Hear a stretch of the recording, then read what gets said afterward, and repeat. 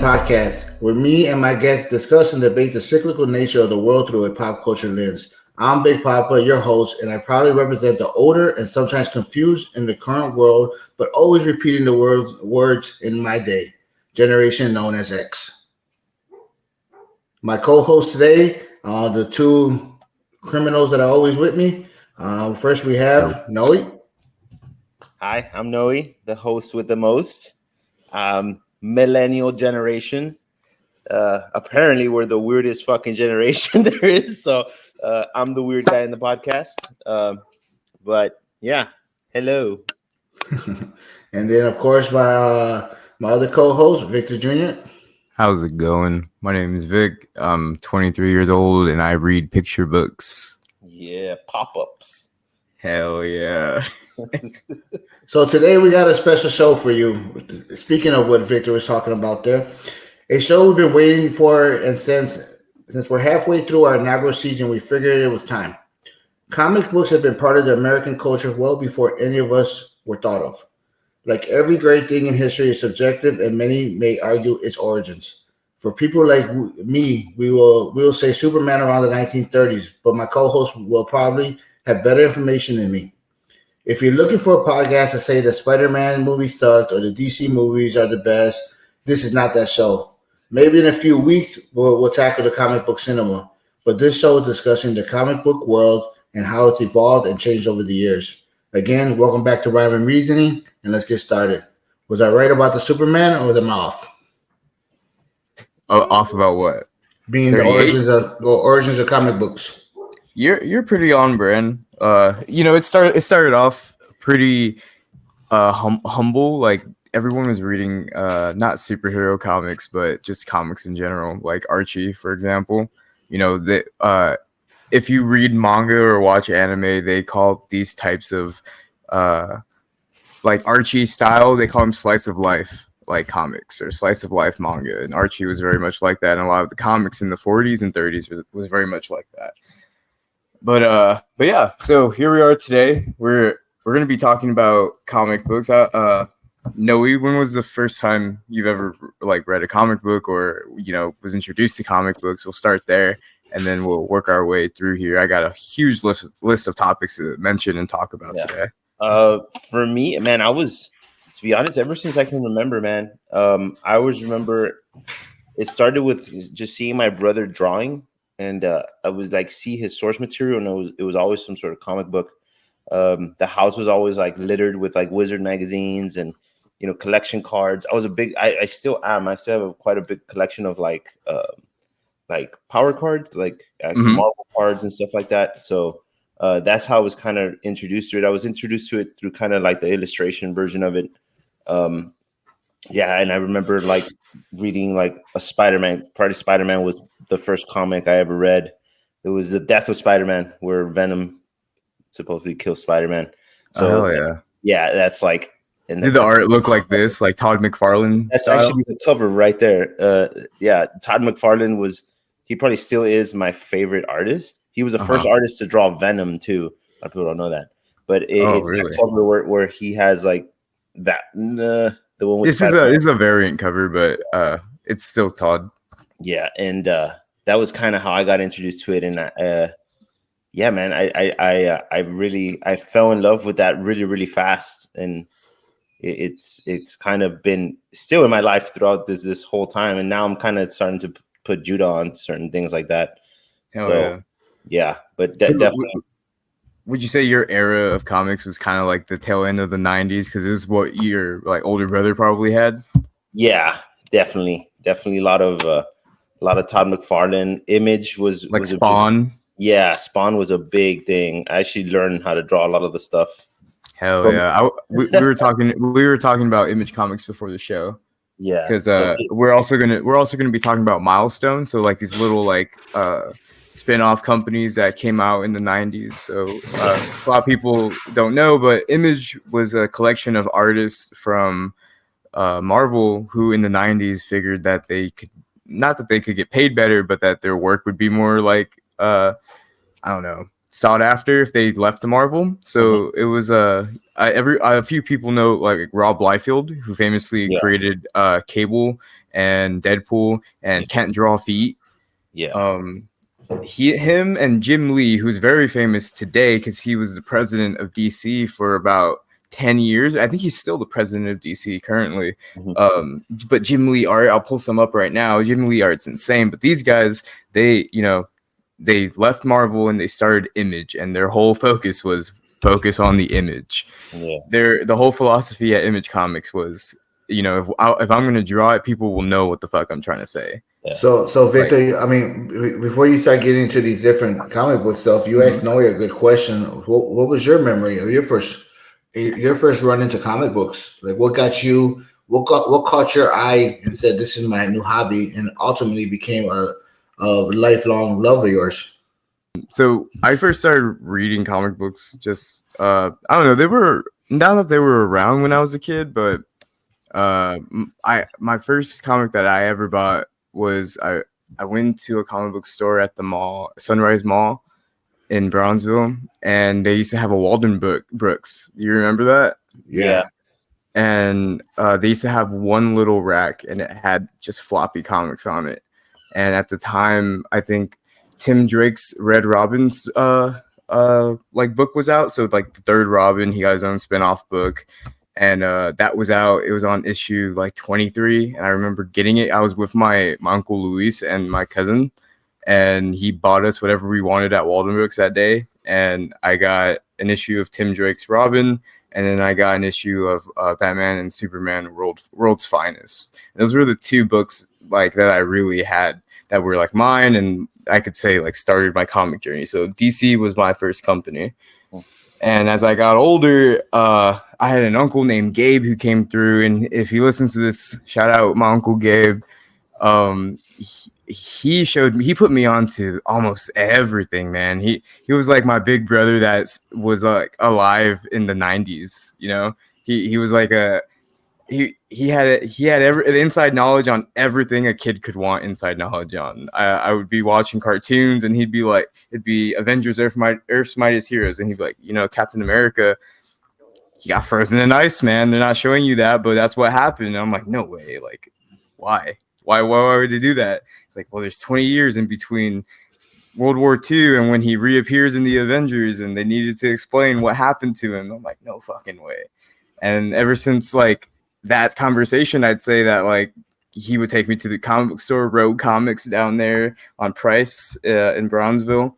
We used to go like every Wednesday was New Comic Book Day, and he used to buy me my Green Arrow comics, and that was my first series that I was reading too. It was the New 52 era of Green Arrow, Brightest Day, Darkest Night. That all those tie-ins, they were crazy. I used to buy Hero Clicks, and I never knew how to play the game, but it was just cool to have the little figurines.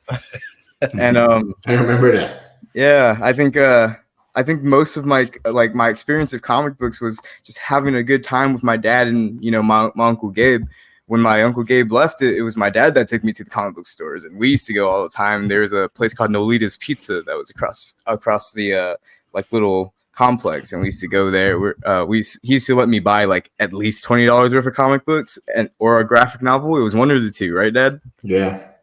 So $20 worth of comic books or a graphic novel, and then we used to walk across to the pizza place and sit down, watch whatever was on the TV there, read my comics, and eat pizza. And so comic books just have that special place in my heart because I started when I was like 11, and I haven't stopped to this day. I have a long box right next to me just filled with the comics that I've bought since I moved to Ohio. And it's like, when I say it's a long box, I don't mean like what you see in movies and they're like, oh, it's a long box of comics. This is a very, very long white box. Like it's almost 3 feet tall if I were to position it so. Wow. Yeah, I remember those days, and I mean, unfortunately for me, I didn't really get into comics as growing up where I grew up at. And I don't know, and I know you're going to get more into the different ages of comics here. Mm-hmm. But I feel like my time period, we knew of it. Mm-hmm. Where I grew up at may have something to do with it as well. But we knew of it, but I wasn't like, oh, I need to go get this comic book. I mean, everybody loves Superman, everybody loves Batman, everybody loves Spider-Man, growing up. I would say the first introduction that I remember saying that I remember looking and thinking like, oh, this is really cool was in 89, 1989.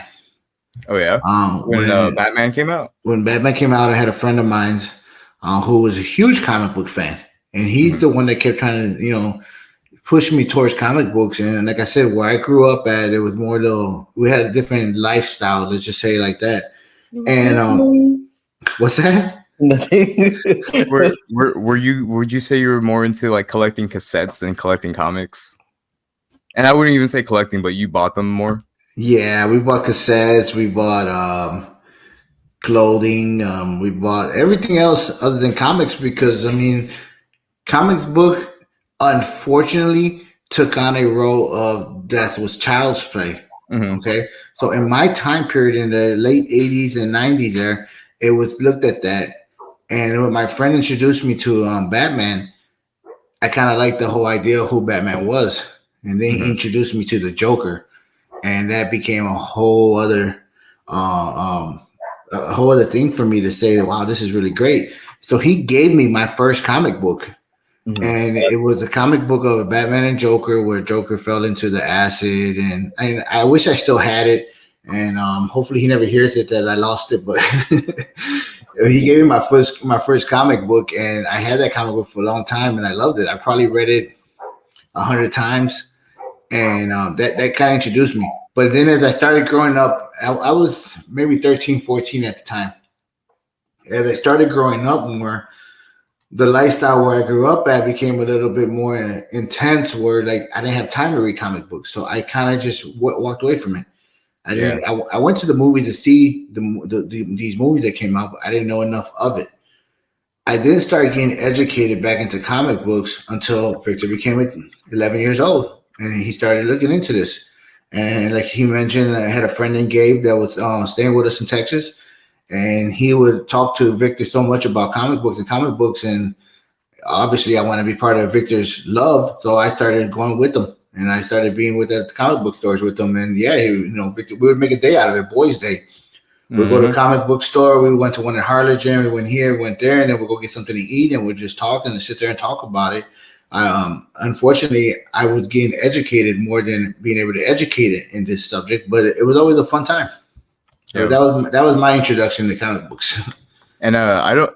I think the comic your friend gave you was probably like The Killing Joke or something. Because that came out in like 80, 88, 89, and around the time that Batman 89 came out, everyone was real interested in Batman. So giving like a good Joker origin was pretty like good. So it was probably that too. I was looking up the date for that right now. Yeah, it was. I believe it was a Killing Joke. I just remember it didn't have a flimsy cover. It was like really hard type cover, Yeah, Yeah. that's and it was a really nice. I mean, I'm not good at knowing with the artist or nothing, but it was really well illustrated and very like intense, and it didn't seem like a comic book. It seemed kind of like some like, almost like you could see the movie happening in front of you. Obviously, it didn't follow the movie, but you could read the comic book and you can imagine the movie. To me, that was always a good book. When I would read books, if I could imagine a movie in my head, then I was like, this is a good book. and That's just a comic book does 80% of the work on that yeah, front. Yeah. yes, yeah. I just got to get the in between scenes. Yeah, I get you. That's kind of the reason why I've gravitated more towards comics as I've gotten older too, because you know, there was a period in between, like I don't know, I think probably when I was doing jujitsu for real, is where I wasn't reading comic books, and I had the mentality like if someone saw me reading a comic book when I was in high school that they'd think I was like a nerd, but eventually like, you grow out of that and you don't care, but I didn't start reading comic books again until I was like 18, and I really got into it. And around then I had my own money, so I was able to do whatever I wanted, buy whatever I wanted, and I just ended up buying more comic books that I never read. The Killing Joke is written by Alan Moore, by the way, who's this guy right here. Do you I have the was covers there? Yeah. uh, It's the one with the camera. Yeah. yeah, It's this incredible. one right here. Yeah, that's the one I had. Yeah, it's the one. It's the one where the Joker breaks down Jim Gordon and Yeah. ruins his life because he cheated on his wife. Shoots his daughter and shit. Yeah, It's a good book. Vic, I did really you good. did you buy that one for me or no? Yes, I Alan, did. just a little bit on Alan Moore. He's a fucking incredible writer. Like Fuck you yeah. can't tell just by looking at his face, or if you ever. Try to get back. I don't think anybody's. I don't think a lot of people have. Well, I don't know, but like most people haven't read Watchmen, but they've probably seen Uh-huh. the movie. Yeah. But and that book is like ahead of its time. Like it's. I feel like a lot of the new like the boys and all this stuff, like they took so much stuff from Watchmen, and like Mhm. it was like I just love that book so much. Like it has such a special place in my heart. So So Oh glad.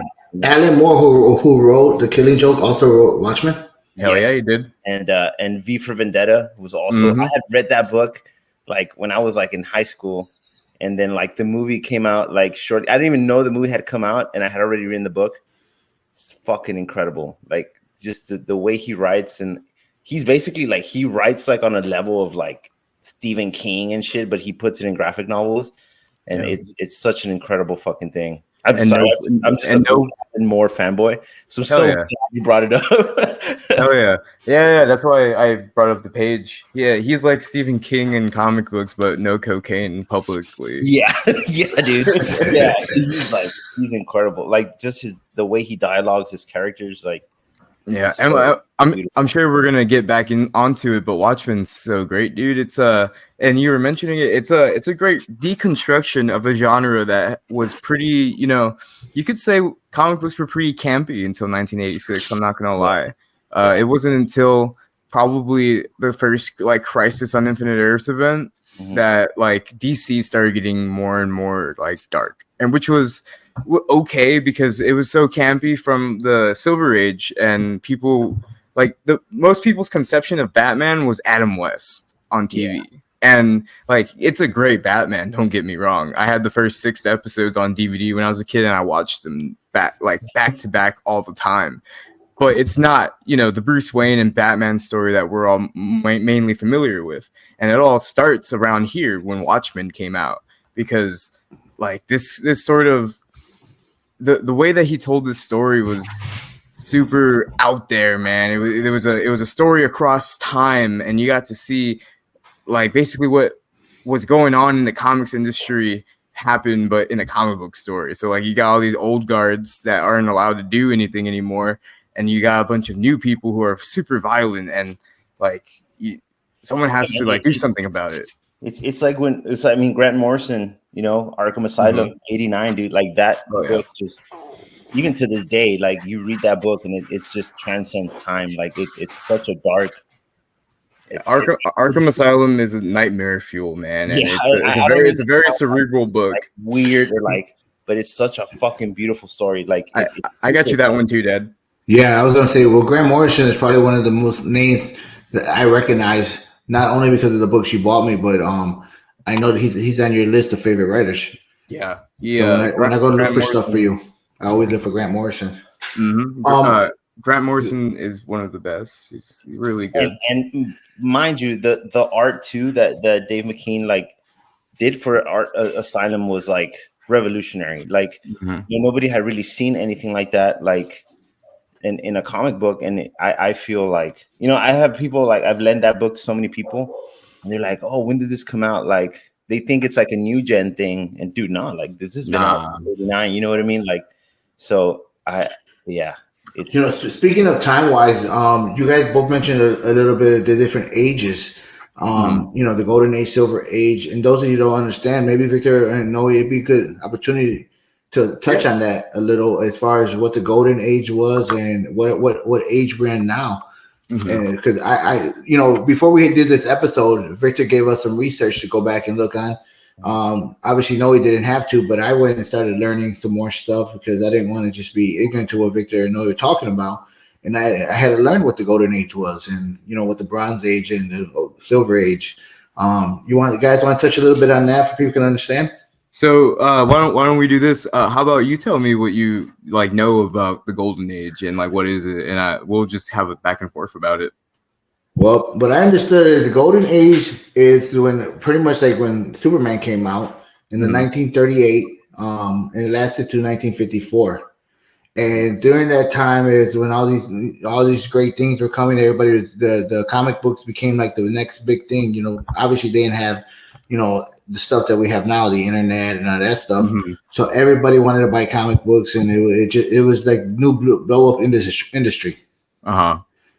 So That's you've got the arrival of Timely Comics, which was Marvel back in the day before Stanley Lieber went and took over and became who he was and got Jack Kirby on his side. So back then you've got comics like the Defenders, you've got Cap, you've got Namor the Submariner, you got the original Human Torch, you got all these guys at Marvel, and then you've got DC, who at the time was National Allied Publications.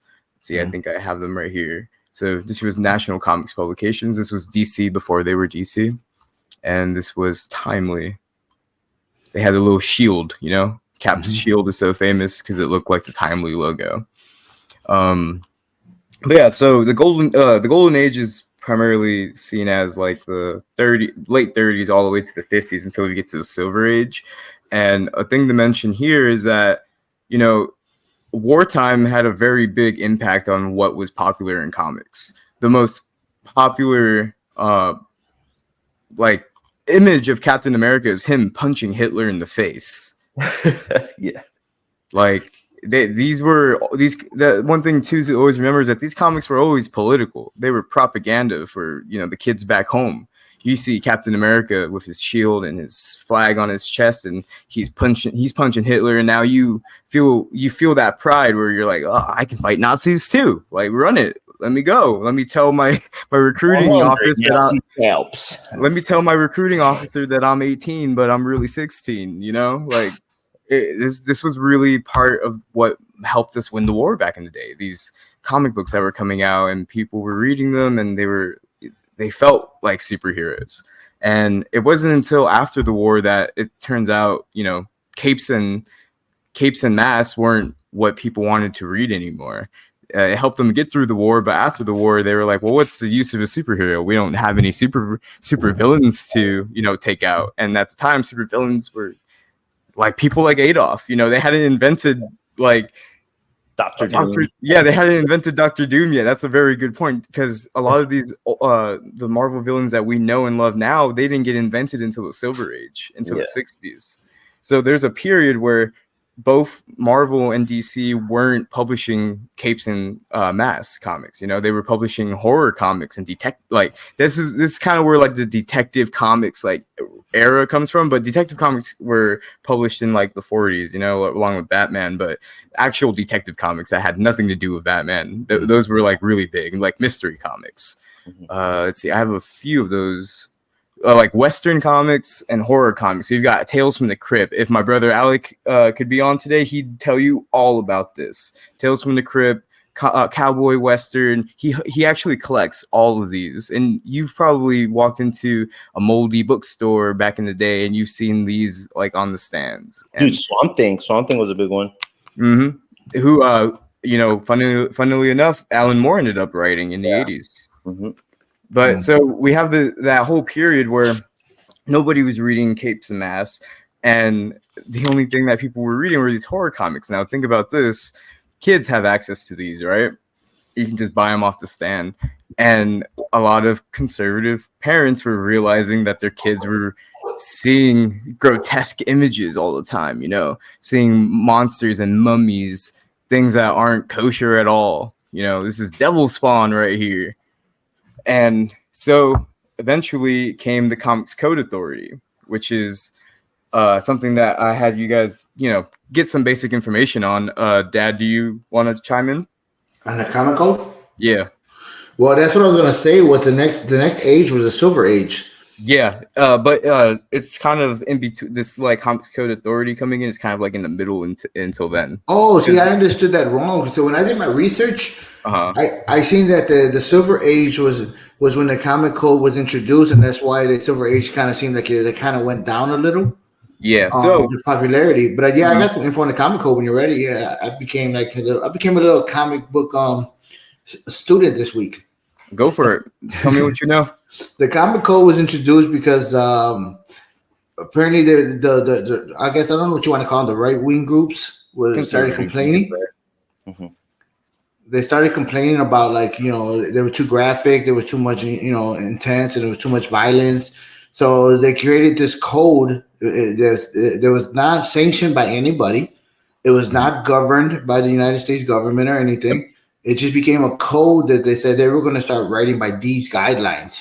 Yep, because the main concern was that people were buying these comics and burning them. Like they were afraid that no one was just they were afraid that people were gonna realize that you have to buy the comics to burn them. So they were just gonna stop buying them. So they had to self-govern in a way where that's why you said it's not like it wasn't backed by like the U.S. government or anything. It was these companies coming together and realizing that they need to sell their comics no matter what, and if that means conforming to the restrictions that these parents wanted, then that's what they had to do. I'm sorry, go ahead, go on. No, that's what I read about. But what I understood is it is what helped. I'm sorry, it is what pushed the comic book industry to lose its momentum from the golden age. Yeah. Was because of this comic code. Because you had people protesting, you had people burning them, you had people doing all this stuff to it, and they started not allowing their kids to read. What they were, like you said, picking off you can go to the corner store and buy a comic book. You can buy a horror comic book. You can buy a western. And kind of like in Mexico, right? No way when you go and buy those comic books, the sexually graphic ones. Yeah. Dude, anybody they can call, buy they those call as them well. Tijuana Bibles. Yeah. And so that's what kind of helped push First the titties I Silver saw, by the Age. way. What was that, Noe? The first time I ever saw a naked woman was in one of those novelas. Yeah. But so am I wrong on that, or am I right? No, you're 100% right. Oh, okay, so that's what I got from the Silver Age. Yeah, But so the Silver Age lasted close to 25 years. yeah, so going into the Silver Age, you get to see a lot of capes and masks come back in the Silver Age, and this is one topic that I wanted to bring up to you too, is that who do you think was the Flash when you guys would have been kids and reading comics? So you've got Barry Allen. Barry Allen was my Flash. Okay, so what year would you say you would have been reading comics? Probably 95, 98. Mm-hmm. And then, Dad, let's say like if you were a kid, you would have been reading comics like in the early 80s, right? Yeah, but it was the other gentleman. It was in that time, wasn't it? Yeah. So that's what I was gonna get at, is that in the Silver Age, you got to see a lot of characters that were real popular in the 40s. Characters like that were a part of the JSA, so the Justice Society of America. They were like a DC team. They were the DC superhero team. Like Marvel had the Defenders, and DC had JSA. And you've got the first Flash, Jay Garrick, who, let's see, who wore like a helmet, like he was going to war, didn't he? Yep, he had Hermes' helmet, which is, the god of speed and delivery in Greek mythology. So I got the picture over here. You've got Jay Garrick is the first Flash in the 40s. And then because nobody was reading capes and masks comics and everyone was reading horror comics, these heroes kind of just died off. Like nobody was making stories about them anymore. You've got the original Green Lantern, Alan Scott. You've got the original The Atom. You've got Hawkman, all these guys. But so nobody was reading them. The Silver Age came back, and these heroes came back because, they couldn't make horror comics anymore. And everyone was like, well, what's less graphic? Well, how do we get the attention of kids without, being edgy and being out there? So they reinvented a lot of their old heroes from the 40s for this new generation of kids. And that's when you get Barry Allen as the Flash in the Silver Age. And you get Hal Jordan as the Green Lantern in the Silver Age. Because before that, it was Alan Scott. And this continues all the way up until like 85. And that's when things change again. The status quo for 30 years was that Barry Allen was the Flash, and they knew about Jay Garrick, and it was like, the first ever crossover. Well, not the first ever crossover, but a big crossover was when Barry meets Jay Garrick, and they find out that Barry has been reading Jay Garrick comics since he was a kid, and that's why he picked the name of the Flash. It gets very meta, and they were doing this meta, universe and multiverses thing back in the 50s, man. Like, you look where we are now, and everything is like so multiverse like orientated, and it all started back then. Yeah, it's very confusing. It's very confusing, but it started back then when these guys, like, I've read a few of the older Flash comics, and the Flash's thought bubbles are very like middle school teacher-esque, and like that's who they were writing for. They were writing for kids, like these. You got to read something and learn something back then with these books, and that was like the main, getaway from it.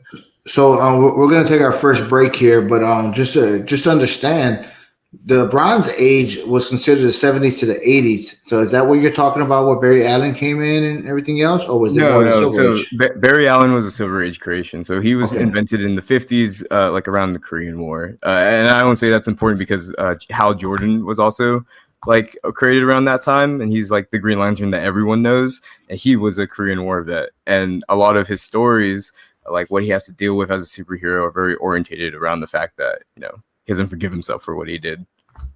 All right. Well, we're going to take our first break, and when we come back, we want to touch a little bit more on the Marvel Method, Milestone, and some more of the writers that Noe and Vic look up to here. And we'll be right back. Of course, we'll take our first break from Ground Zero Jiu-Jitsu. Ground Zero Jiu-Jitsu is located in Couch, Texas. We invite you to check it out. They have amazing gi and no gi programs. They have the biggest square footage space in the RGV. The second floor is for MMA. Bottom floor split between kickboxing, boxing, and jiu-jitsu. Plus full weights room. They are excited for the grand opening. Find them on Instagram and Facebook. Ground Zero Jiu-Jitsu.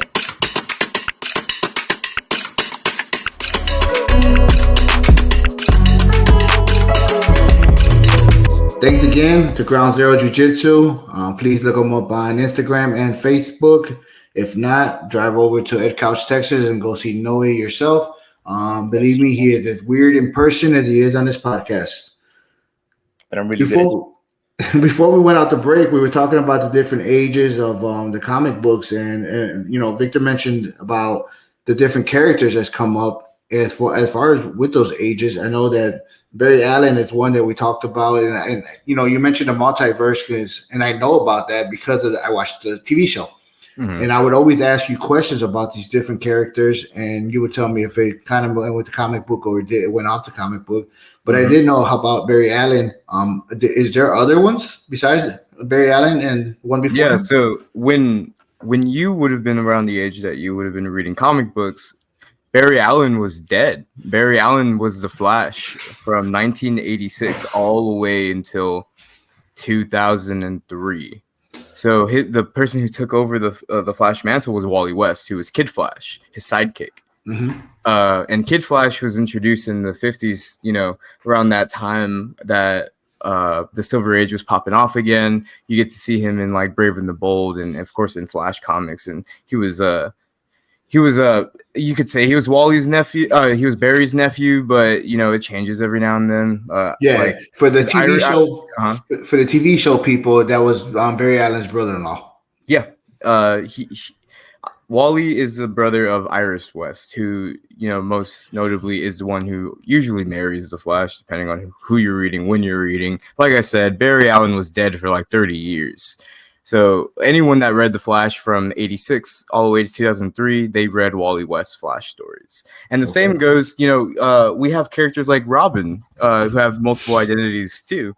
You've got the first Robin, Dick Grayson, and then you've got Jason Todd, and then you've got Tim Drake, and then now we have Damian. There's a whole subsection of comics that's very real, like ingrained in legacy and people taking on these heroes' mantles and continuing the torch, or in this, running with the torch in the Flash's case. So did the Robins take on the generations like we talk about in this podcast? I mean, you could say. The original Robin was cool. Yeah, Dick Grayson. The second Robin is kind of like Noe. All right.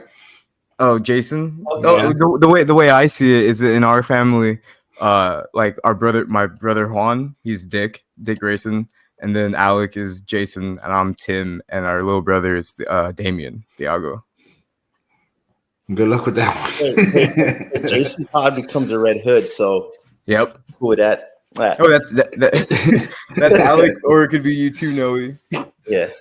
Yeah, But and the reason I bring this up is that we were watching a TV show, and unfortunately, a lot of my references are going to be through the TV show and cinema, but not to talk about that specific show. And Vic, I think it was Teen Titans we were watching. Titans. Sorry, Yeah. And they had the original Robin there, who was kind of like a more, you know. At this point in his career in that show, he was like an edgelord, you could say. Like he was angry. A lot of when they start bringing in like Jason Todd as the Robin, like in the comics, it's been rewritten like in the 90s where they tell you about this time period, like after the fact. But Dick Grayson was upset, man. He was in the shadow of the bat forever. Imagine being an orphan just like Batman, and you get trained by Batman, and you're expecting like a dad, but he's not really a dad. Like I people always say that Batman's son is Dick Grayson. I don't think so. I think they're more like brothers. Alfred is like the father figure for those two. I think Bruce was really learning how to grow up while he was training Dick Grayson as well. Mm-hmm. And that's how I see their dynamic. But it wasn't until like Tim or Jason where Bruce adopts the more parental role towards these kids, these child soldiers. And see where I see that going towards when we talk about generations is what's more of a representation than Robin. Yep. That Generation X always fears they were always in the baby boomers shadows. Yeah. And then they became the angry one. And then you got the next generation and then you got the Noes. And then that's exactly what we talked about with the next Robin. And then the next generation. And then in the show, the Tim Drake version, which he was the third one, right? Tim Drake? Yeah. The Tim Drake version, I mean, he was very, he's very timid. He's the more intelligent one, and he's but very reactive. Very reactive, yeah. Yeah. So that kind of, and then as you mentioned, you look towards the next generation coming up behind you, and you start seeing the Damons. Yeah, the Damien. And you mentioned, you reference that to Thiago, and you reference that because you kind of see of what's coming up. And so what amazes me in this whole little subject I'm talking about is how these writers can not only write about what's in the past, but how they foresee things coming up in the future, and they do it through comic books. Yep.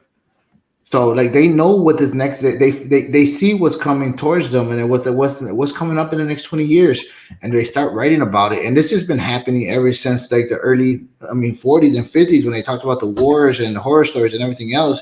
When I was doing research, it's just like the big joke is how the Simpsons always predicted the future, right? Yeah. But if you look at some of the comic book stuff, and I was reading some things, and it's like comic books predicted way before a lot of things happened. Yeah. And these writers, it's amazing. I know Noe talked about Alan Moore. I know you love Grant Morrison, but these guys are really probably underrated writing geniuses. Yeah. I think they're. I think that just comes with like being a good storyteller. Like, like a big thing, like when COVID happened, everybody was talking about the Gatsby movie, right? Or the book. And it's just history repeats itself over and over.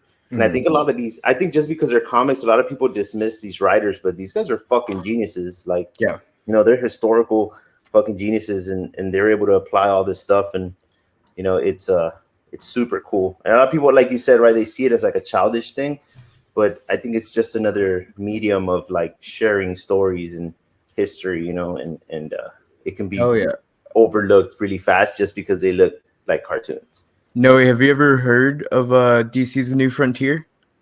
No, I haven't.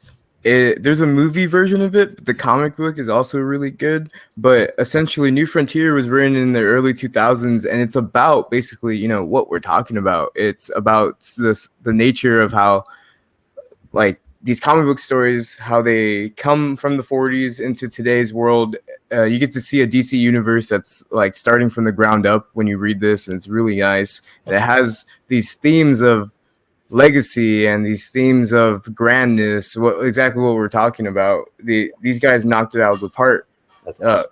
I'll check it out. Darwin Cook is the guy who wrote it. There's this scene in the first page, in the first couple pages, that made me hook on instantly.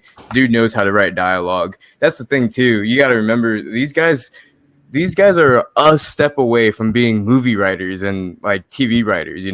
There's nothing that different from sequential storytelling in comics and storyboards for movies. We talk about how they're geniuses in writing, but can you guys give me a little more information on the Marvel method? Yeah. So the Marvel method was a way that Stanley Lieber, Stan the Man, was able to push out so many books in the Silver Age. So in getting back to where we were actually in the Silver Age, that's when Marvel really came into its prime. If I consider it, because you've got titles like the X-Men coming out. Let me pop that up real quick. And then you've got the Fantastic Four, the First Family, and then you've got the relaunch of the Avengers with Captain America and the quirky quartet, they call them, the 4 new members, Cap, Hawkeye, Quicksilver, and Scarlet Witch. You got those guys coming in, and these books were crazy good, man. But they had to push them all out, and they had maybe 10 titles going on at the time. So what would happen? And Stan was writing most of them, but Jack Kirby was also writing them too. Don't forget. Stan would tell Jack Kirby, "Hey, this is what I want to happen this month in X-Men. Do this. Make sure that you have a scene where Scott's kissing Jean, or you have a scene where the professor is spying on everyone. And then I'll make something up when you give me." He would also be like, "Make up a villain, draw a villain, and I'll make up the story why they're fighting the villain." A lot of it, they say it was to save time, but I feel like it was just because Stan had other things on his mind. He had a business to run. He had to sell books. He wasn't too concerned about writing them. That's why a lot of people debate whether or not Jack Kirby wrote most of those old books or Stan did. But the Marvel method was basically Stan giving people an outline of what he wanted, and then them going through an assembly line. And so it would be Jack Kirby doing pencils, and then someone else would do inks, and then someone else would do letters. Letters, of course, being, the thought bubbles that you see. And then finally, at the end of the process, Stan would come in and finish out and write dialogue and write thought bubbles and do all that. So that's a condensed version of what the Marvel method was. And right now, I mean, we watched a documentary last year that showed about the writers. I believe it was DC, right, Victor? Yeah, it was the DC documentary. It's on HBO. It's really good. And it was interesting. It was only a 4-part series, I believe. Yeah. And we got to see the difference. No, did you catch that one? I didn't. No. Yeah, highly recommend. Yeah, it's really good for me, who's the less intelligent comic book person here. It was really interesting to see how these guys just talk about how they went about things, how they go about things, and how they created something, and how it was, it was one of the how things were taken away from them. Have you guys ever seen the Stan Lee and Jim Lee session where they're just sitting across each other and it's such it's a really good representation of the Marvel method, because Stan is just we'll draw something, give me this and that, he's just throwing little ideas to Jim Lee, and Jim Lee's such an incredible artist. He's just making a masterpiece in front of Stan Lee, and what's really cool that I'm realizing as you're saying that, Noe, is that the way Image was created, Image Comics, is probably very inspired by Stan in the early days. Yeah.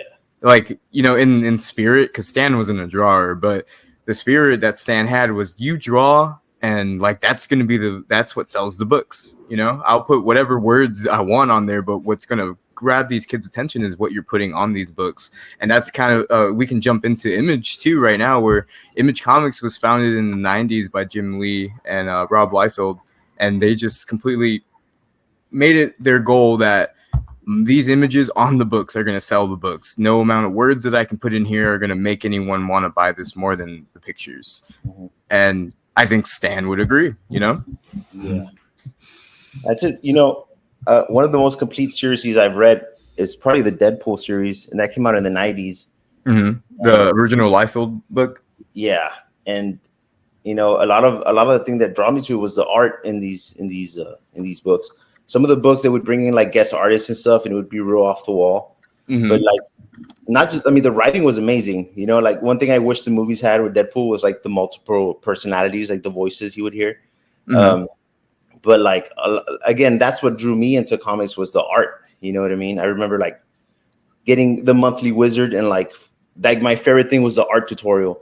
And when I would see like Jim Lee would always do one. Like, man, I was just really, like obsessed over how he would draw like an arm, and like, you know what I mean? I was just drawing like a hand, like Jim Lee would draw a hand, but he does it like in seconds. I'll be here like 3 days trying to draw a finger, and I really feel like the more modern age, at least for me, was like, at least artistically, was when it like just blew up. Like you see so much such amazing art in these fucking comics, and people just kind of dismiss them. Like most people don't, like, oh yeah, it's just a comic. Man, there's so much work put into this stuff. Like, it's incredible. And look how detailed Superman's mullet is. He looks like he plays accordion at the Tejano band. Hey, so just out of curiosity here, Noe, would you say you were more of a fan of comic books because of the drawings or the literature behind it? Oh, what drew me to it was the art. Okay. But then like the stories were like what kind of kept me engaged, like just being able to like look up to something or someone super like was a big thing for me, because I was like bullied and shit in school.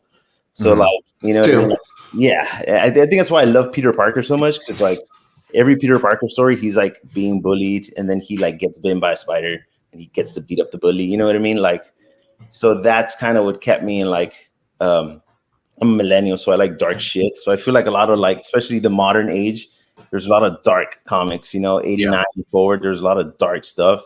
And for some reason, I've always been super like attracted to that. You know what I mean? Hell yeah. And like Alan Moore, like his stuff is really, really dark. Like he's the reason why everything got dark. Yeah. So yeah, Alan Moore, we can jump back into that too, is that Alan Moore was part of that second British invasion. So you've got the British invasion in the 60s musically, right? But literature wise, these guys, they came back in the 80s, and people like Grant Morrison and Alan Moore, part of that second wave, and they just completely changed everything. They made people think a little bit more about what they were reading. If you could say that in the 60s and Silver Age, they were very interested in what the art was showing. In the modern age, in the Bronze Age into the modern age, it was very much like, well, let's be cerebral with it, right? We've got a whole generation of kids that grew up reading the poppy shit, and they want to make something crazy now, something that they've never seen. So, Victor, I asked you the same question before we go more into the authors, but are you more the writing than the drawings, or the same as Noe? I used to love the art, man. Like, I think one of the main reasons why I'm even collecting Static right now, the original Dwayne McDuffie series from Milestone, is because that art back then was ahead of its time. Like, these guys were crazy good at getting skin tone and action poses. The dynamic poses that they have in Static comics back in the 90s are some of the greatest things ever. But also the story is so great. If you can give me a 45-minute like episode of like Game of Thrones in a comic book, like you've got me reading it like all day. Like, that's what I'm doing. There's so many times where I'll just be scrolling through the DC Comics app and the Marvel app, and I'll see something that looks like it has great art in it, and then read the first page, read the second page, and then finally I'm hooked, and now I'm reading 15 issues in one day. Like, it's a mixture of two for me. But the art, they say never judge a book by its cover, but like comic books, that's the name of the game. Yeah. And I feel like I'm the well, I know he's gonna make a comment here, but I feel like I'm the oddball here, Uh-huh. because to me, and once again, because I'm the least into comic books as you two, what gets me into the is the idea of. Okay. It's not so much the drawings, not so much the writings. It's the idea of, like, I mean, and we'll get into later our favorites, but I have my favorites, and it's because the idea of it, of what they represent or what they're supposed to be. Obviously over the years, and we talked about the ages, has changed. Something they changed the personality, the character, and the name and everything, but there's always the idea of that character that's always interested me into wanting to know more about it. Mhm. Superman being the strongest man in the world, and being super, and no undefeated until that one time he got killed and he came back and all that other Ooh. stuff. He's a Boy But Scout. what's that? I like Superman's a Boy Scout. Ooh, that's a very unpopular opinion there, buddy. And I mean, and like I said, we'll get into our favorites later, but it's always the idea of. It's not so Mhm. much the actual impact of me looking at. So when I Like would the go with idea of the Victor, fastest man alive is way more yeah, interesting to you than like the comic exactly. about him. I get you. So when I would take Victor to the comics book store when he was little, I would always look at the ones that I knew the idea of, like Superman, Batman, the things like that. And then when I would always see one that caught my eye would be the artwork would be things that I didn't know they had comic books for, like Teenage Mutant Ninja Turtles. Oh yeah. Or when I seen a GI Joe comic book, I was like, I didn't know they had a comic book about these guys. Arguably the longest running comic books too. Those guys have been around since the 80s, since you were a kid. Wow. But yeah, that's more like what interested me in the comic book is the idea of. So like I said, I'm probably the oddball here, but it's I think it's three different ways to look at your interest into comic books. Yeah, for real. We're gonna go ahead. Go ahead. No, we're gonna take our second break here in a couple minutes, but I know you would touched on Milestone, and there was a live. What was the other one you mentioned? Image. Image. And Milestone. I mean, we in doing the research and the information you gave me at the beginning. Was it Dwayne Duffy? Yeah. Dwayne McDuffie. McDuffie. He's from our hometown, Detroit. So I feel like we got to give a couple minutes to him and Hell yeah. what Milestone was about. Just because he's from Detroit. Yeah. No. Do you know anything about Dwayne McDuffie? Just very vaguely. Just like again, just I've heard of him, and like of course Milestone, right? But I've never really done like a deep dive on him. Do you remember the Justice League Unlimited animated cartoon? Yes. This is the showrunner for that cartoon. Okay. He's very famous for drawing comics in the 90s and 80s. And most notably, he founded Milestone Entertainment and Milestone Media, which was an imprint at DC. I believe it started in 1993. I got it for you here. 1993 all the way to 2008 when it was defunct, and then it was refunded back in 2015, and I believe it's still running. So Dwayne McDuffie, when he started Milestone, he wanted a way for the other black and brown artists that he had been working with for all these years at DC and at Marvel to have a place where they can make their own stories and have a place and be facilitated and paid well for their work. And me and my dad, we watched this documentary and they talk about Milestone in this chapter in DC's life, and these guys were hustlers, dude. They launched 4 titles at the same time. So you've got the original Static. You remember Static Shock, the cartoon? Yeah. So it started off as a Milestone book written by Dwayne McDuffie.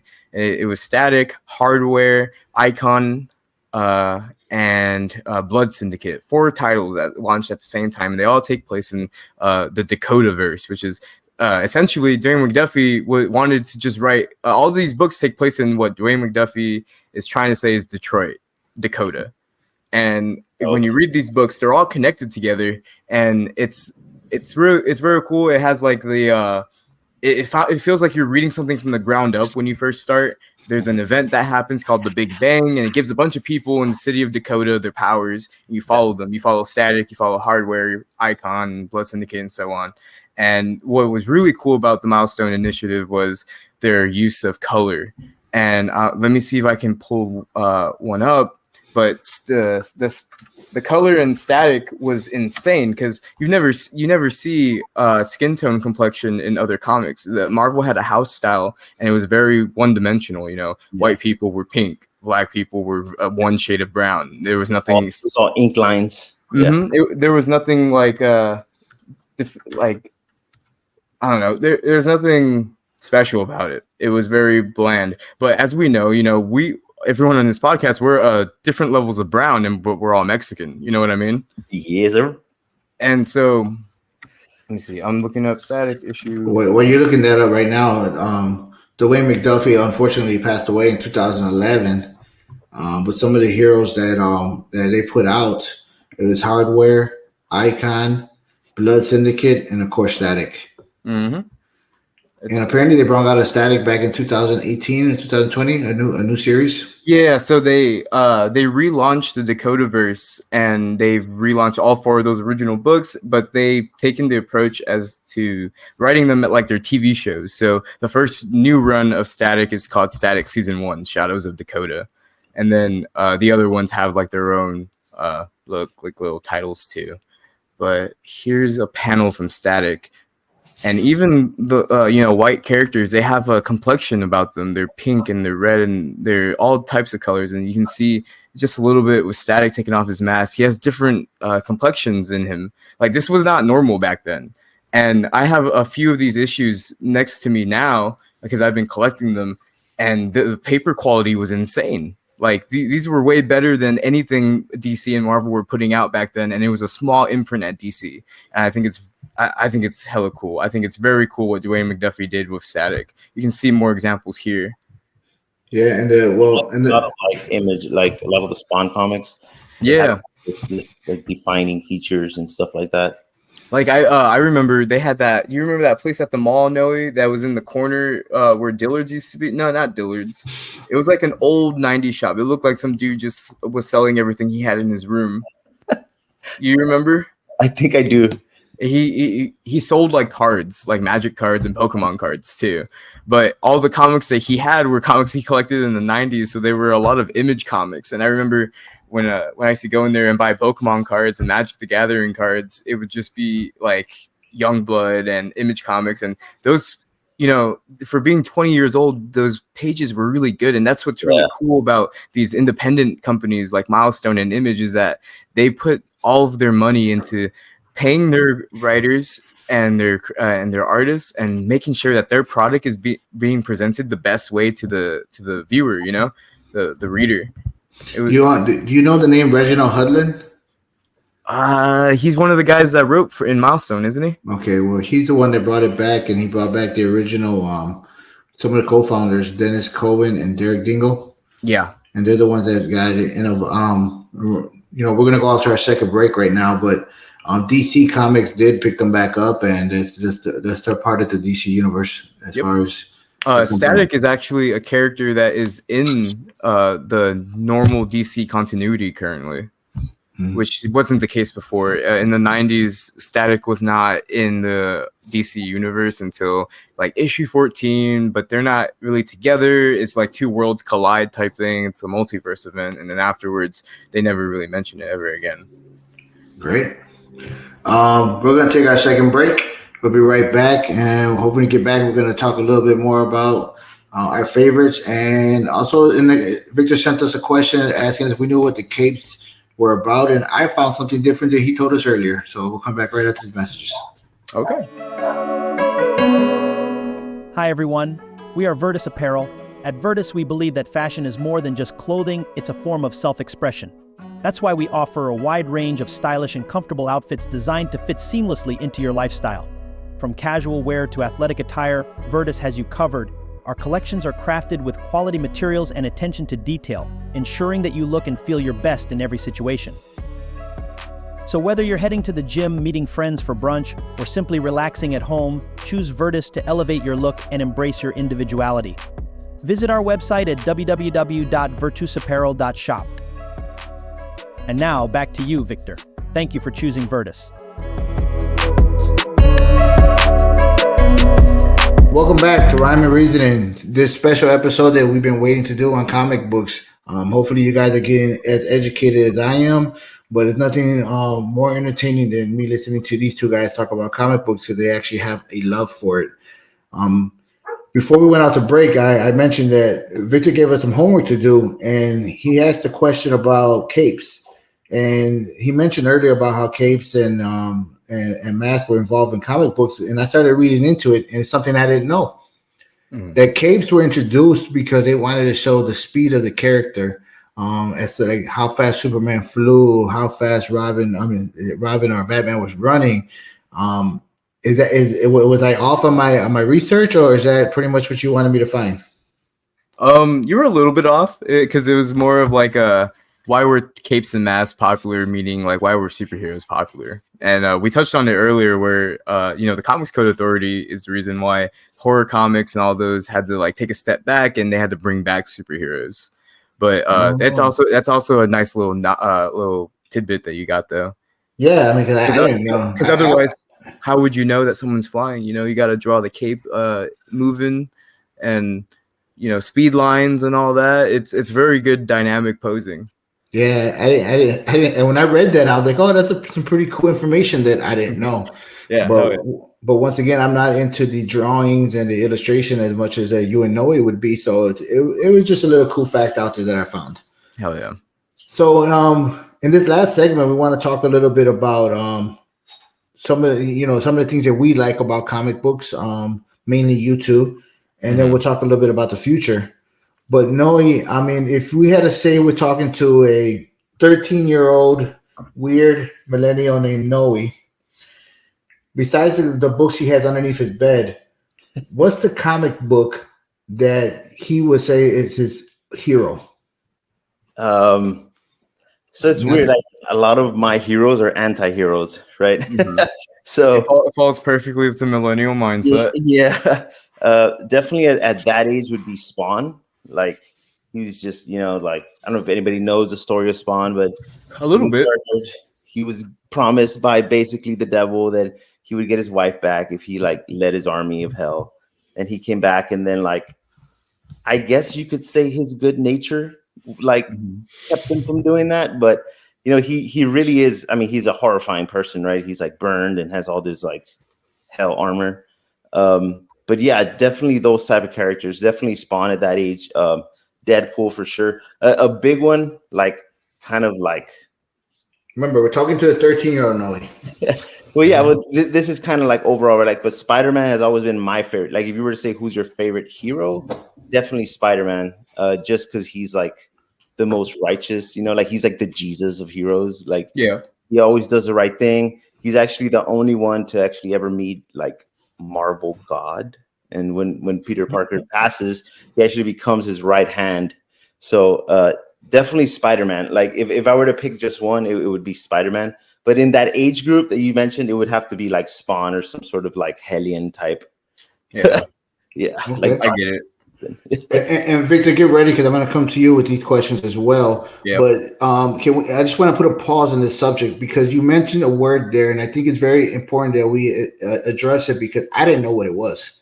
Victor had to explain it to me. What exactly is an anti-hero?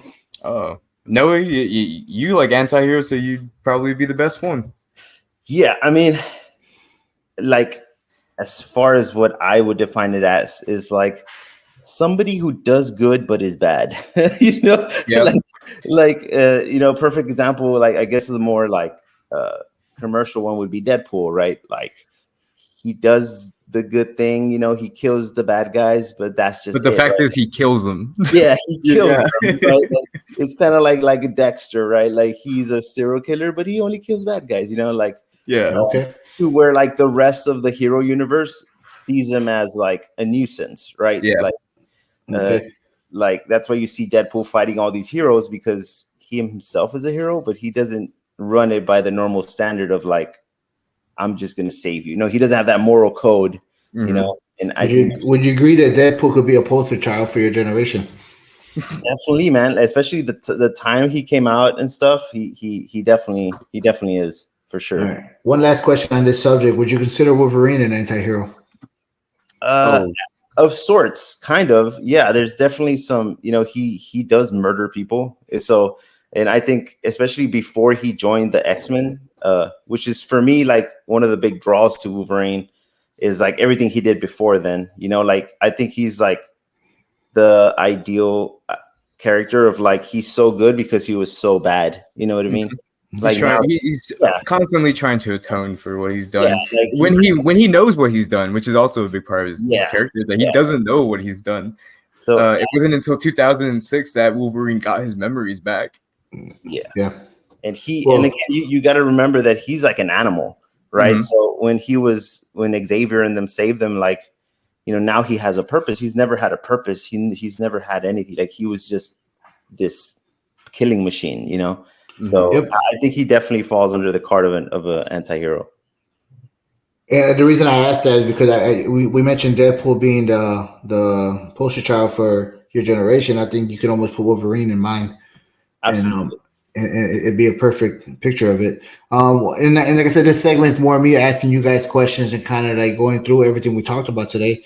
So you said Spider Man was your would be your number one. Would that be your number one at this moment of your life?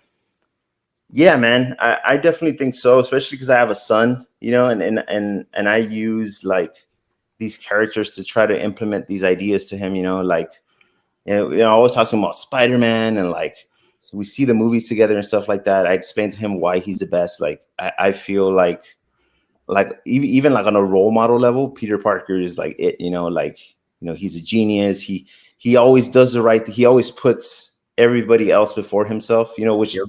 is kind of why he's so miserable. But Yeah. it's also why heroes aren't happy people. You know what I mean? No. Like you can't be a hero and be happy. And You just a know, couple more questions for you here is and I'm glad you mentioned Judah there, but who's the hero you're gonna introduce to your son the most? right now, Spider-Man for sure. Okay. Yeah, like Um, favorite writer? ooh, definitely Alan Moore, man. Definitely 100%. And it's because of what you mentioned earlier about the darkness behind V his for writings. Vendetta and The dynamics in his writing, like Mhm.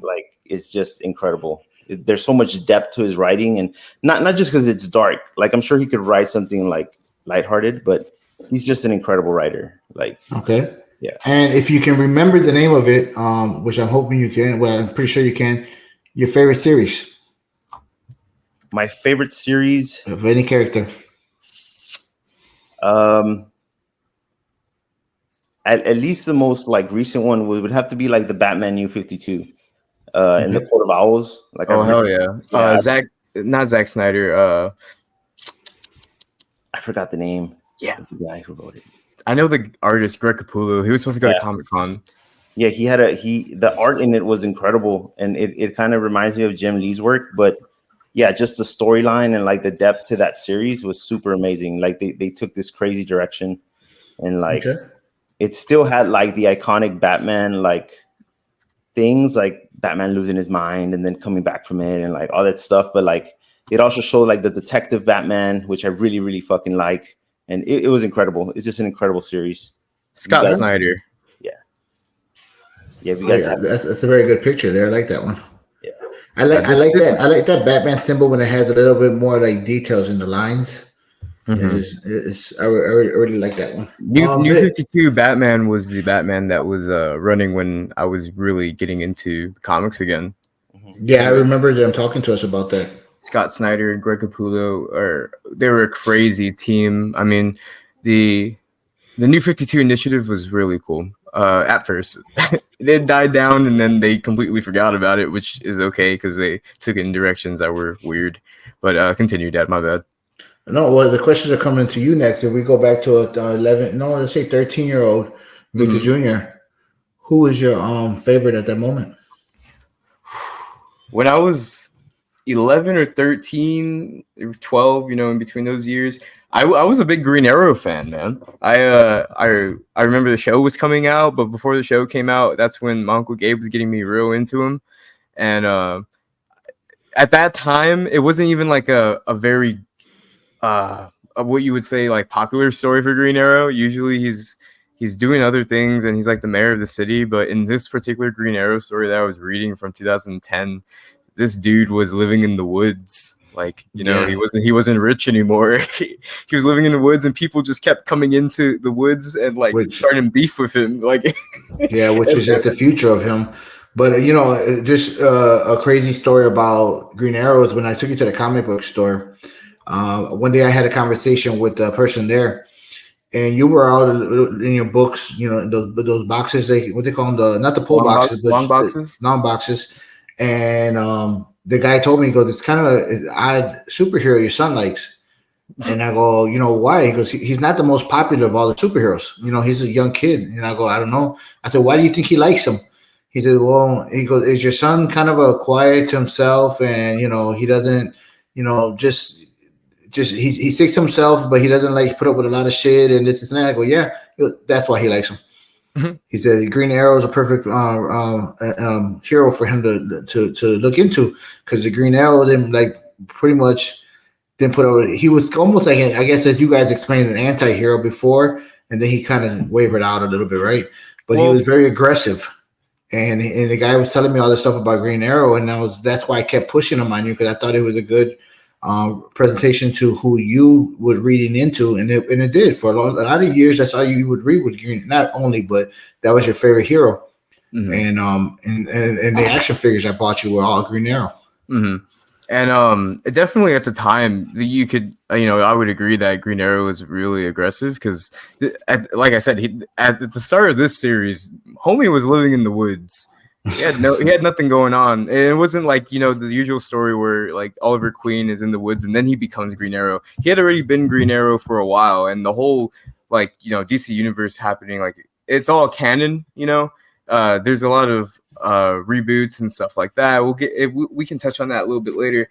But originally, what actually drove me to Oliver Queen and Green Arrow is that in this series, the reason why he's living in the woods is because he gave away his fortune.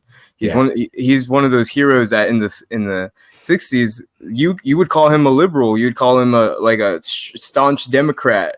There even so that there's a very famous book called Green Arrow, Green Lantern that came out in the 60s, and it's written by Neil Adams. And the whole premise of that book is that Green Arrow, who's at the time staunch liberal, and Hal Jordan, Green Lantern, textbook Republican, they travel around the United States in this 12-issue series, and they just tackle America's problems. Like that was the story. And I remember when I was getting into the Green Arrow, I had a friend, and his dad was real into comic books, and he had given me that Green Arrow, Green Lantern hardcover, and I had read it, and I got to learn what Oliver Queen was about. And he was about giving back to people, and he was about being more than the mask, but also using the mask as a way to help everyone that needed it That was his tagline. You failed this city.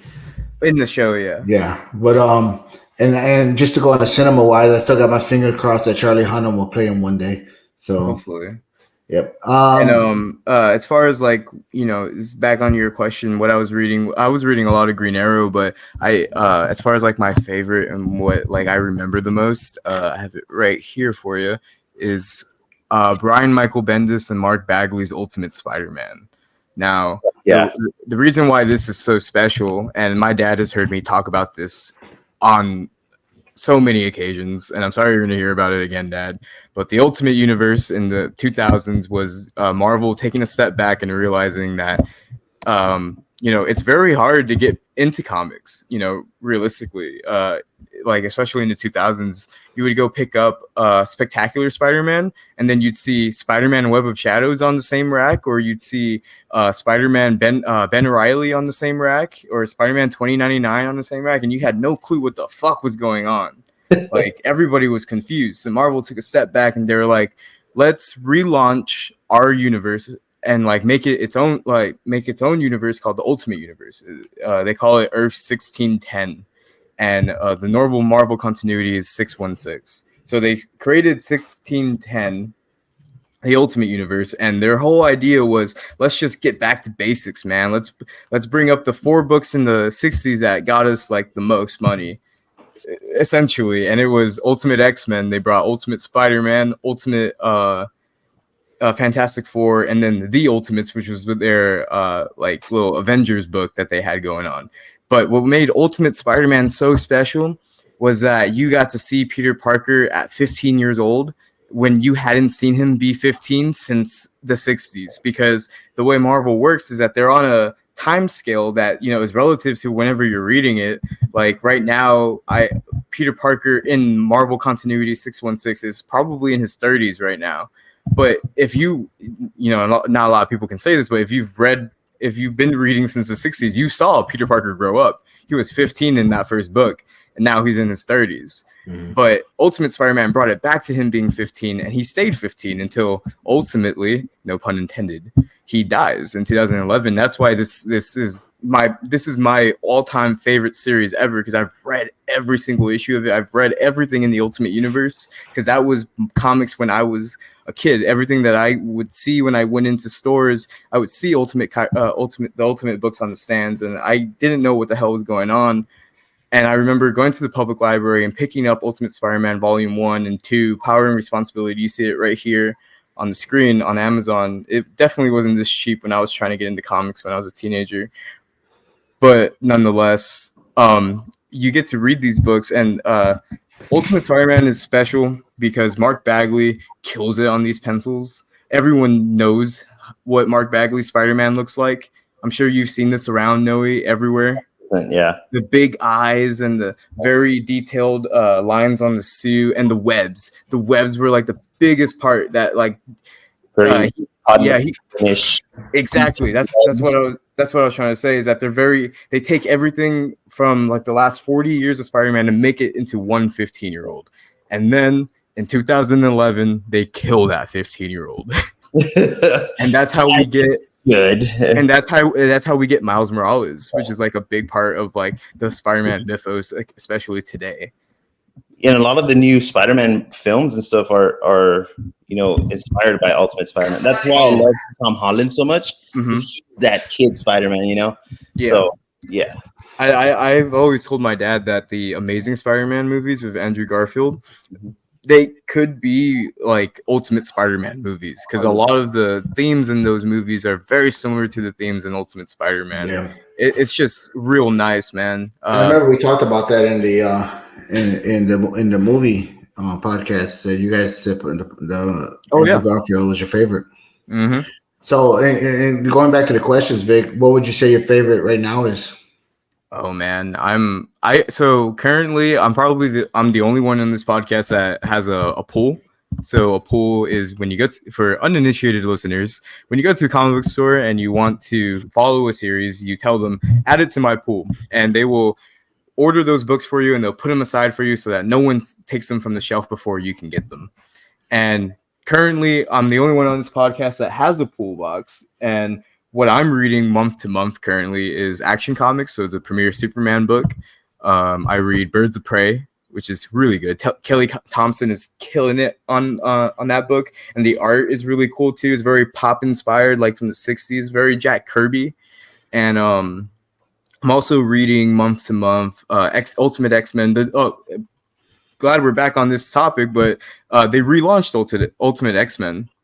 Spider-Man and X-Men, like 5 months ago, and it's pretty good. I'm reading those month to month. But as far as like what's my favorite right now, it's always going to be Superman, man. I got back reading into comics when I moved back home after college, and I was feeling like everything was hopeless. Like, you know, I couldn't do anything right in my life, and I remember picking up a Superman book and feeling that unimaginable, like, indomitable human spirit, like, you know, while reading, because this is a guy that doesn't even, you know, he's an immigrant on our planet, and people can be afraid of him, and that doesn't really affect him. He's going to completely do the job that he set out to do, which is, you know, save Earth and save the people here. Mm-hmm. And you get to see human emotion from a dude that constantly gets told by the world that he's not human, he's not like us,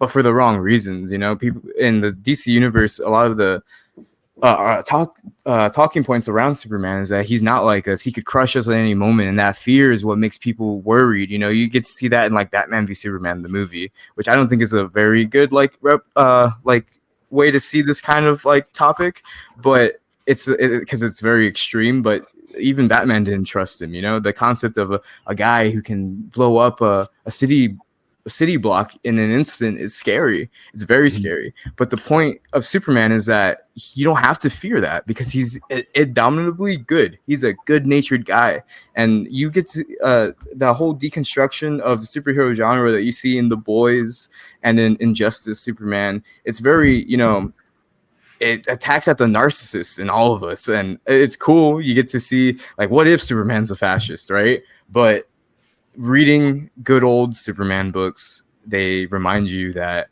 you know, you can have that heart and you can feel like nice about it. I always tell people, if you want to know what's going on in comics, read Superman. So the next one would be your future child or nephews or little brother or anything. Yeah. What would you like them to start off reading? I'll always say it, comic books radicalized me, man. Like reading X-Men and seeing what was happening to a group of people like the mutants, and like even then, like they're superpowered, but they're still being hate crimed against, you know. It really opened my eyes that you can be anywhere in life and people will still try to attack you, but what do you do about that? How do you present yourself, and how do you keep moving after that? And I learned a lot of that through reading X-Men. I got to know how to be a proud person of my race because of like people like Scott Summers. You know, they like Cyclops. They say that Cyclops is a Boy Scout, and that argument is completely true for the movie's sake. But in the comics, the dude is bad. He's cold, man. He'll do anything for his people and to make the mutant race propel forward, and it's the best thing in the world. I would definitely have my kids or my little brother read X-Men because it gives you a sense of pride for who you are. Right now he's reading Blue Beetle, so we'll have to get him on the X-Men. And Blue Beetle's perfect, a Latin superhero too, especially the Blue Beetle that he's reading, Jaime. Yeah. Favorite writer? Ooh, it's it's Grant Morrison. I love Grant Morrison. I like Grant Morrison and Mark Waid. Wade wrote Kingdom Come. Have you ever heard of that one, Noe? I have, yes. Yeah, I recently picked up a physical copy of Kingdom Come. It's like the director's cut, and it has like everything that they were planning as they were writing it. And Kingdom Come is great. Mark Waid, he's still writing comic books to this day. He's the epitome of a dude who grew up in the 90s, or who was reading and making comic books in the 90s when everything was getting dark and edgy, but he still had the mindset of the Silver Age where things were very uplifting. And when he wrote Kingdom Come, it's the culmination of that, because the whole point of Kingdom Come is that these new heroes are coming in. They're all super dark and edgy, and they cause a lot of collateral damage, and they're not caring about anything. So it takes Superman coming back from retirement to like put everything back into place. And Mark Waid just knows how to. It's kind of like The Dark Knight by Alan Moore. Mm-hmm. The Dark Knight Returns, where, you know, Batman comes back from retirement and he sees how the world is since he left, and he has to fix it. It's basically Superman's Dark Knight, but it has a bigger message that's about, you know, the indomitable human spirit and going forward and trying your best again. I think The Dark Knight is, you know, no, Frank Miller wrote Dark Knight. I'm sorry, not Alan Moore. Frank Miller was kind of a pessimist when he wrote The Dark Knight. If you read the sequels, you see it even more. The dude was just very unhappy with the world. And if you remember, what is your favorite series? My favorite series, Ultimate Spider-Man. Yeah, I've read it complete. I've read all 151 issues of the original series. Okay. We got just two more segments before we end our podcast today. And just one, Victor touched on it a little bit, but on the reboots.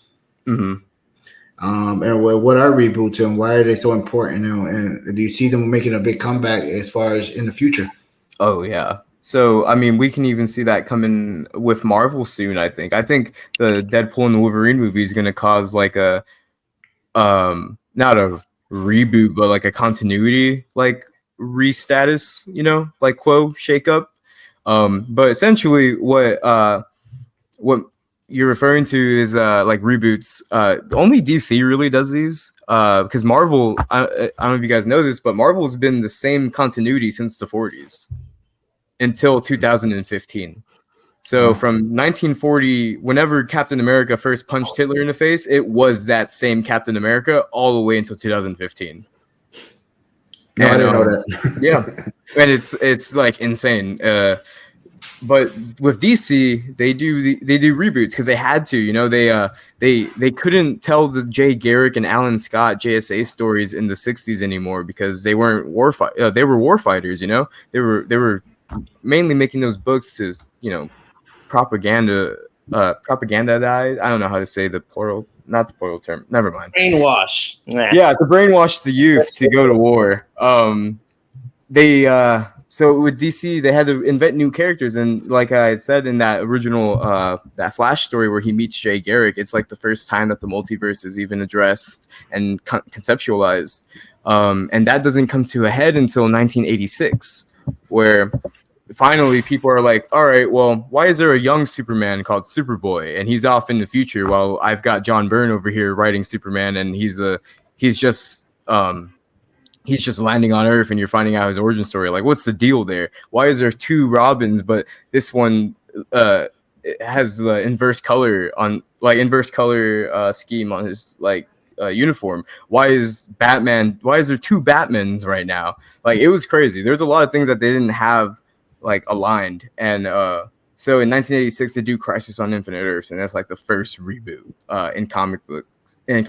And essentially all these they put together all their stories from different multiverses and different publishing lines, like Wiz Comics. They're the guys who made Shazam and Captain Marvel and the Captain Marvel family, or the Charlatan Comics, which created Blue Beetle and the Atom. Well, they did some of the Atom, but I digress. They just combined all of them in 1986, and they made one continuity. And then that lasted until the 90s, and then they did it again. And then that lasted until 2011, where they did it again with the New 52. And then that lasted until 2018, when they did it again. DC is always rebooting their comics, and it's really just because they're trying to grab at audiences. They're trying to get people to keep reading these books. And I'll sit here and I'll say, you guys should always go support your local comic book store and go order some, even if it's just Batman. Like this is an art form that has lasted forever. Like I remember just Batman. Batman's great. No, but I'm saying just buy anything. Yeah. Keep these books in print. Make sure that these writers know that you want to keep reading what they're putting down, and these artists are appreciated. Even though sometimes it's hard. I had a part written about today about how to get into comics, because it's very intimidating, right? Like I just told you guys, the same Captain America that punched Hitler is the same one that was there, that you could pick up and read today, and it's very intimidating. How do you read 80 years of history? And how do you read something now and feel left out? FOMO, feeling of missing out. And the way I always tell people is find a writer that you like, or find an artist that you like. In me and Noe's case, Noe loves Alan Moore. I know if I need to get Noe a Christmas present, I'm going to get him an Alan Moore book. I love Grant Morrison. I'm going to read everything that Grant Morrison has read. And in Grant Morrison's case, he wrote a lot for DC. He wrote Doom Patrol. He wrote Batman for a long time. And you can figure out what their universe is, because every artist is going to tell their own interpretation of the DC universe, and every writer is going to do the same.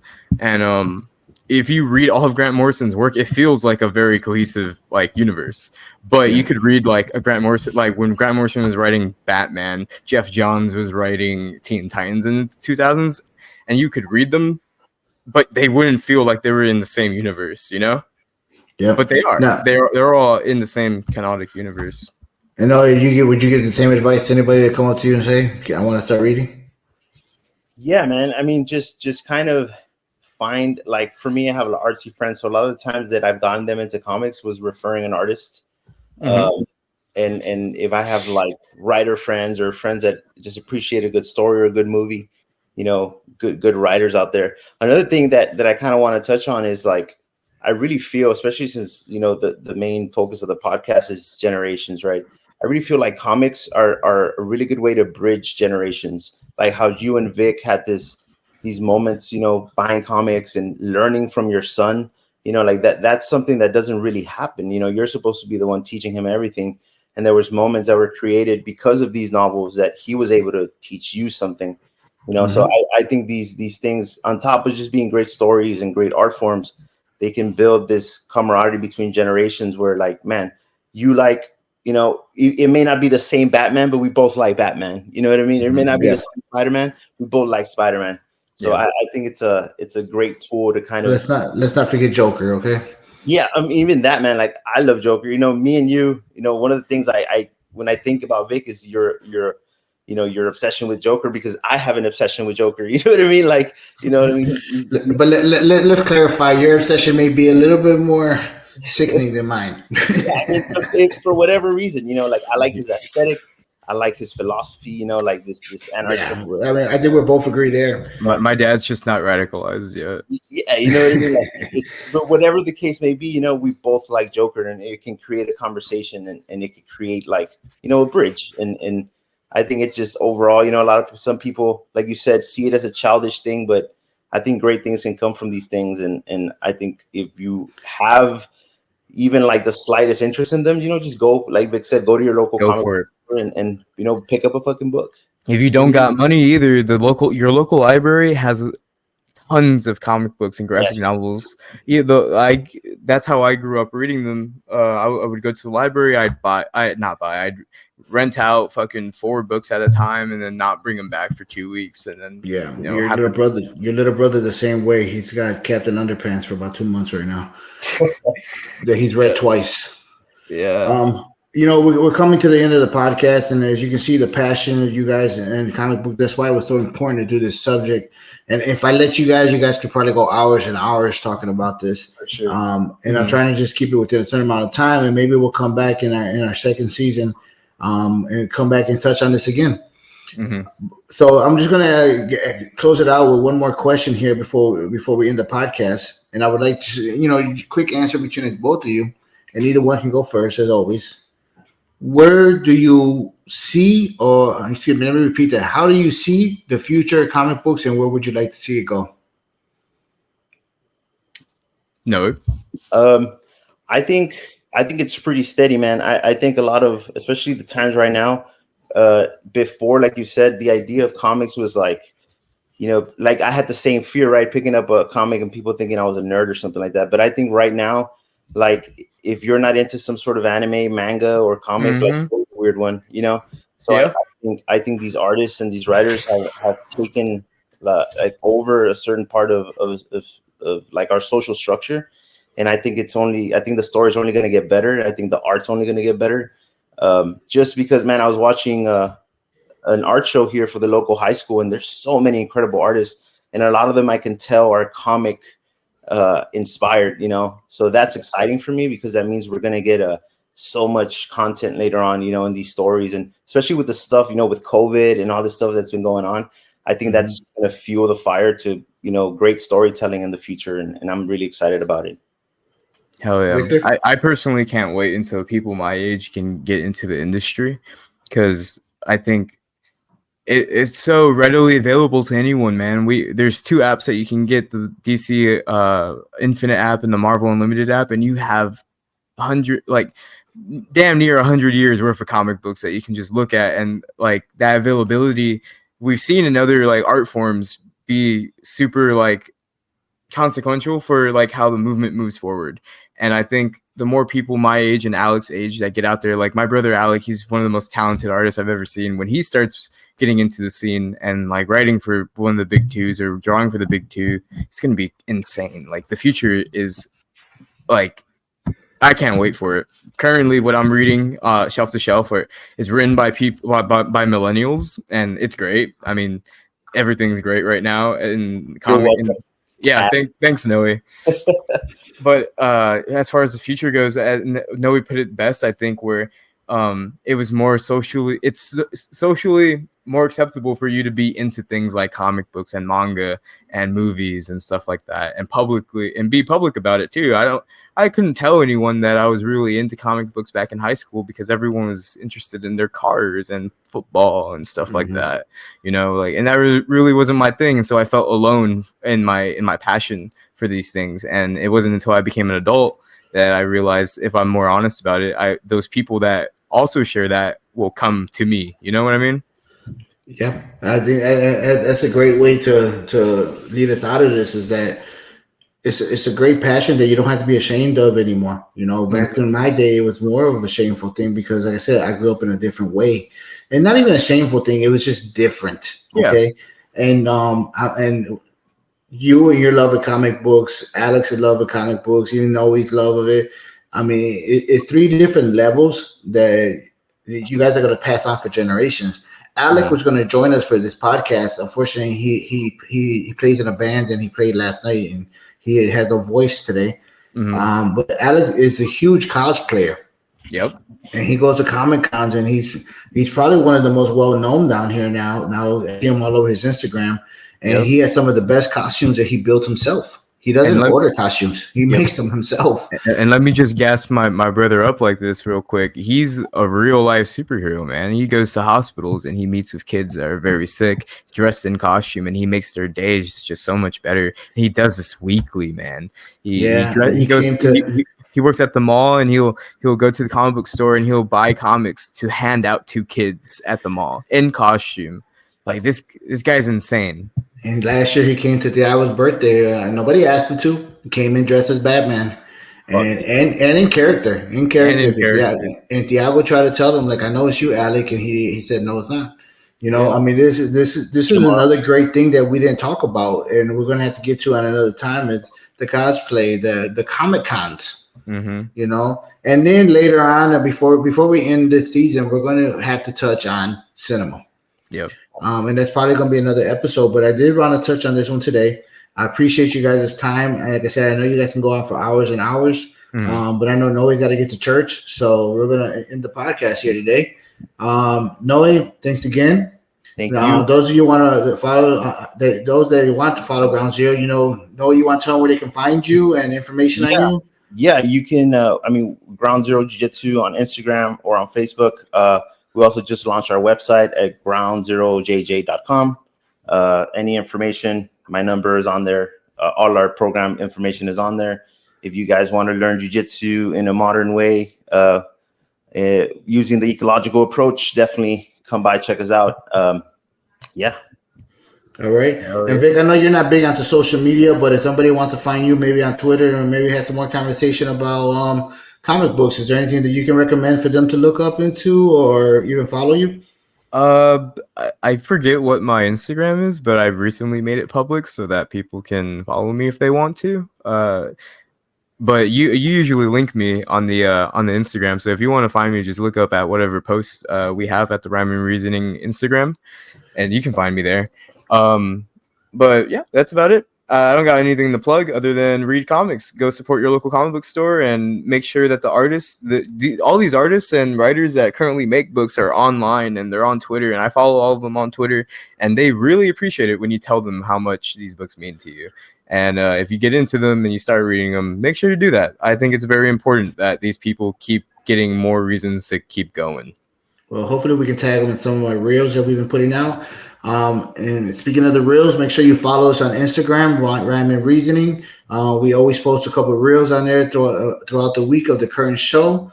And maybe this week we can tag some of the artists so they can see that, this is being spoken about even on our little podcast here.